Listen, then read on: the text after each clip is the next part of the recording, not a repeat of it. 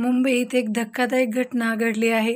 Antop hill परिसरात एका व्यक्तीने आपल्या 4 वर्षांच्या सावत्र मुलीची हत्या केली.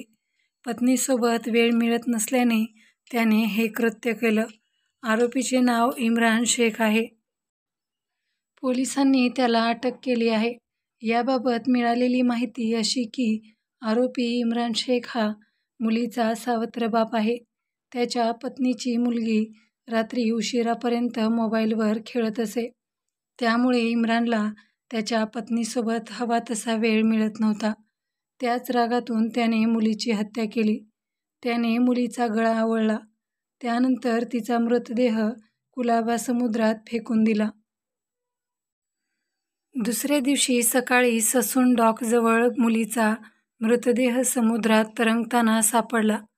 मुलीच्या मृतदेहाला ताब्यात घेतला आणि पोलिसांनी तपास सुरू केला. तेव्हा त्यांना इम्रानवर संशय आला, कारण मुलगी बेपत्ता झाल्यापासून तोही गायब होता. पोलिसांनी त्याला वरळीतून अटक केली. सध्या पोलीस या प्रकरणाचा अधिक तपास करत आहेत. या घटनेमुळे परिसरात खळबळ माजली आहे. दुसऱ्या एका प्रकरणात ट्रॅव्हल्समधून एका नवजात बाळाला रस्त्यावर फेकून देण्यात आले. हा अमानुष प्रकार स्वतःला या बाळाचे आईवडील म्हणणाऱ्या जोडप्याने केला आहे.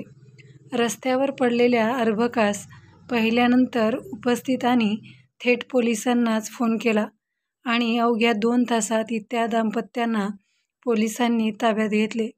रस्त्यावर फेकलेल्या बाळाचा मृत्यू झाला असून संबंधित महिलेवर जिल्हा रुग्णालयात उपचार करण्यात येत आहेत. रितिका ढेरे आणि अल्ताफ शेख हे दोघेजण 1.5 वर्षापासून पुणे येथील चाकण परिसरात राहत होते.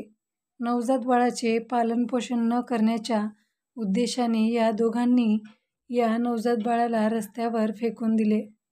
प्रसूतीनंतर बाळाला बसमधून रस्त्यावर फेकून दिल्याने त्याचा जागीच मृत्यू झाला असून हे अर्भक पुरुष जातीचे होते.